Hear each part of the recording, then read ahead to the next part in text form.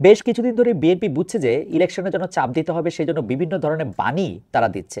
একটা হচ্ছে এই বছরের জুলাই আগস্টের মধ্যেই নির্বাচন দেওয়া সম্ভব, নির্বাচন নিয়ে দেরি করার কোনো মানে নেই। কয়েকদিন আগে বিএনপির মহাসচিব মির্জা ফখরুল ইসলাম আলমগীর বিবিসি বাংলাকে দেয় এক সাক্ষাৎকারে অন্তর্বর্তী সরকারের নিরপেক্ষতা নিয়ে প্রশ্ন তুলেছেন। অন্তর্বর্তী সরকার নিরপেক্ষ কিনা এটা নিয়ে বলেছেন, এটা নিয়ে সংশয় আছে, শঙ্কার কথাও তিনি বলেছেন। তিনি বলেছেন ডক্টর ইউনূসের সরকার যদি নিরপেক্ষ না থাকে তাহলে নির্বাচনের সময় অন্য একটি নিরপেক্ষ সরকার দরকার হবে। এ থেকে অন্তর্বর্তী সরকারকে তিনি কি বার্তা দিলেন?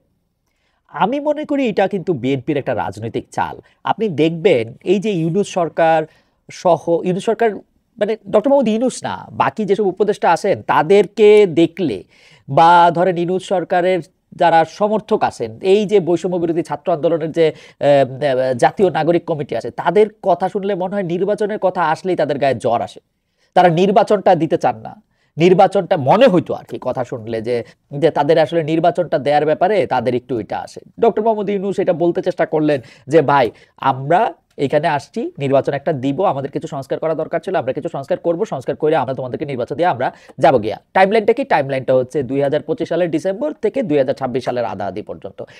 এইটা নিয়েও কিন্তু এই যে ধরেন আমাদের কিছু উপদেষ্টা, বৈষম্য বিরোধী ছাত্র আন্দোলন, তারপরে ধরেন এই মানে জাতীয় নাগরিক কমিটি, তাদের কিন্তু এই ব্যাপারটা পছন্দ হইলো না। তারা নানাভাবে বলতে থাকলেন বিচারের আগে নির্বাচন না, সংস্কারের আগে নির্বাচন না, আমরা কি এই জন্য এটা করছিলাম কিনা। তার ফলে বিএনপির কিন্তু আসলে মোটামুটিভাবে ভয় পাওয়ার মতো যথেষ্ট কারণ হয়েছিল। তো ভয় পাওয়ার মতো কারণটা কি? বিএনপি বা নির্বাচনের জন্য এরকম অস্থির হয়েছে কেন? ভাই নির্বাচনের জন্য অস্থির হয়েছে সেইটাও খুব সরল কথা। নির্বাচন কইরা গদিতে গিয়া না বসলে যতই যে কোনো জায়গায় যা কিছু করি এটা কিন্তু পোষায় না। কিন্তু মানে ধরেন বাংলাদেশে যেগুলিকে চাঁদাবাজির জায়গা আসে, যেগুলো অন্যান্য জায়গায় যত রকম যত কিছু আসে, এই সচিবালয়ে কোন সচিব বসবো না বসবো এগুলি কিন্তু অলরেডি বিএনপির হাতে চলে গেছে। কিন্তু তারপরেও কিন্তু সবকিছু যায় নাই। যতদিন পর্যন্ত সবকিছু না যাবে ততদিন পর্যন্ত কিন্তু আসলে যাইতেই হবে, নির্বাচন পাইতে হবে, নির্বাচন দিয়ে ক্ষমতাও যাইতে হবে।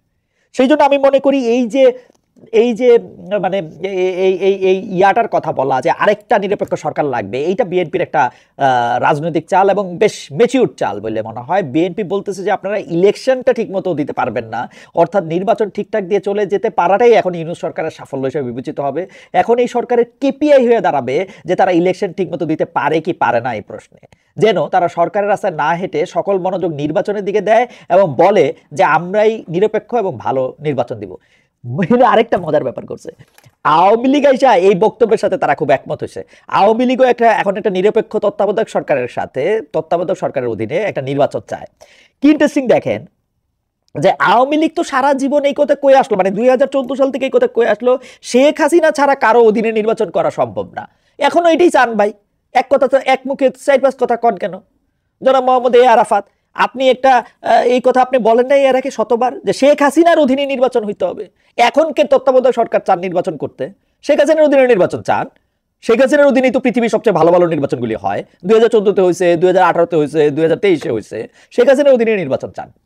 যদিও ডক্টর ইউনূসের প্রতি আমি কি বলবো, আমার একটু আস্থা আছে যে অন্তর্বর্তী সরকারের 3 জন সদস্য যদি বৈষম্য বিরোধী ছাত্র আন্দোলনের বা তারপরে তারা যদি অন্য কোনো রাজনৈতিক একটা কাঠামোর বা রাজনৈতিক একটা দল করে তারা যদি অংশ নেয়, তবু আমার ডক্টর মোহাম্মদ ইউনূসের প্রতি আস্থা আছে যে ডক্টর মোহাম্মদ ইউনূসের ইলেকশনটা বা ডক্টর মোহাম্মদ ইউনূসের আন্ডারে ইলেকশনটা ভালো হবে। কেন এই আস্থা আছে জানেন?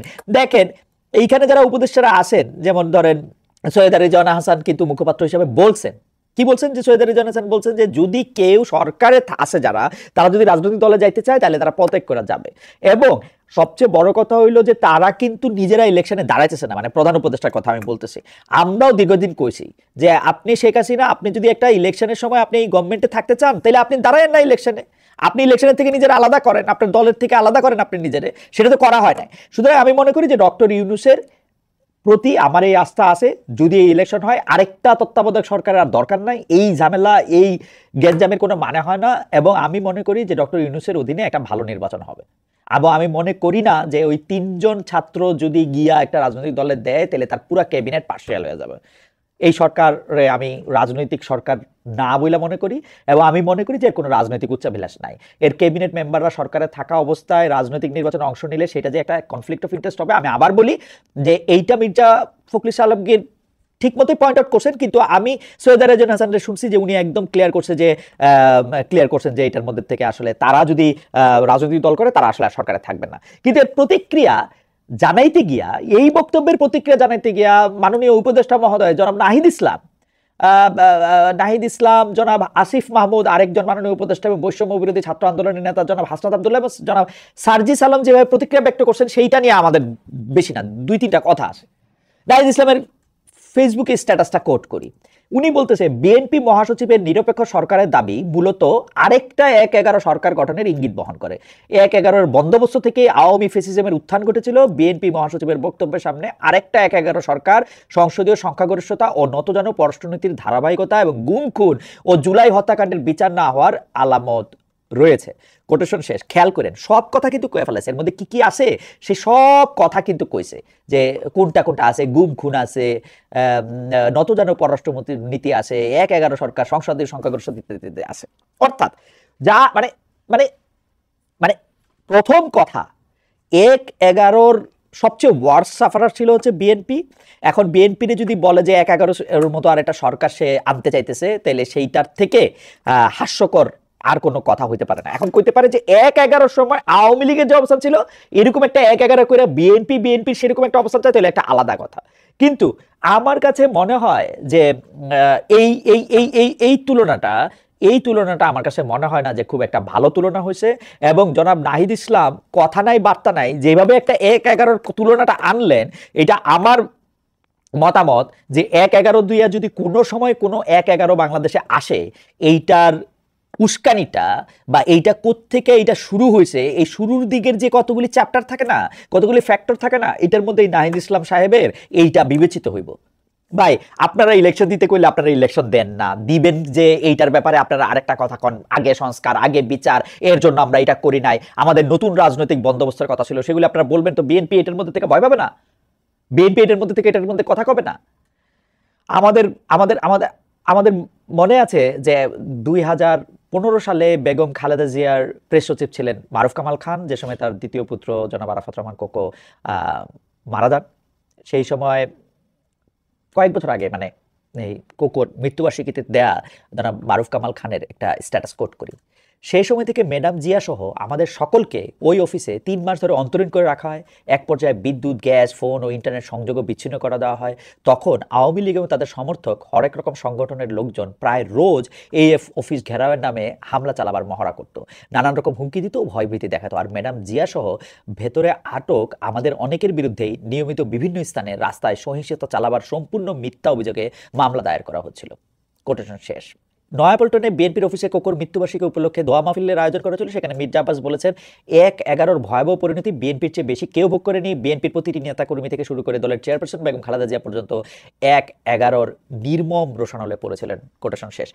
যাই হোক, মানে যদি মানে জনাব নাহিদ ইসলামের এইটা মনে না হয় যে বিএনপির যে রোল 2007 সালে ছিল সেই রোলটাতেই বিএনপি না থেকে আওয়ামী লীগের রোলে চলে যাবে, তাহলে এটার মধ্যে থেকে কোনো কিছু একটা সেন্স মেক করতে পারে। কিন্তু দেখেন আমার কাছে কিন্তু মনে হয় যে কার কথায় বা কার পরামর্শে, কার দেখিয়ে দেওয়া পথে এরা যেন এইটা চিন্তা করতেছে যে বিএনপি আওয়ামী লীগের সাথে মিলা যাবে, সেই জন্য বিএনপিকে আসলে একটু চাপে রাখা দরকার, বিএনপিকে একটু কথা শোনানো দরকার, এইটা আমার মাথায় ঢোকে না।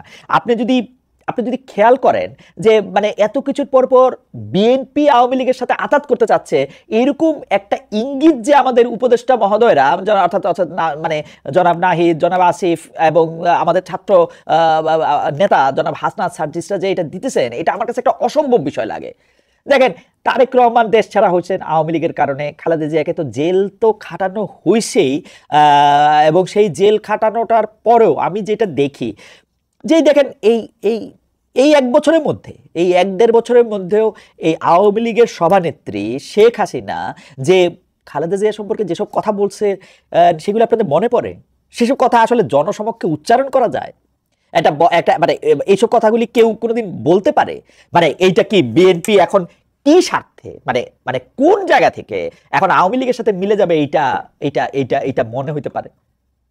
মানে কোন বাস্তবতায় কোন দিন বিএনপি এসে আওয়ামী লীগের সাথে আঘাত করবে, এইটা কার মাথায় ঢুকছে, কার মাথায় এটা বলা হচ্ছে, আমার এটা মাথায় ঢুকে না। এখানে আমার টেক হইলো বিএনপির একটা অংশ অবশ্যই চাইবে যে আওয়ামী লীগ ইলেকশনে থাকুক, কারণ তাতে সারা দুনিয়ায় তাদের একটা লেজিটিমেসি থাকে যে তারা একটা কম্প্রিহেনসিভ ইলেকশন করছে।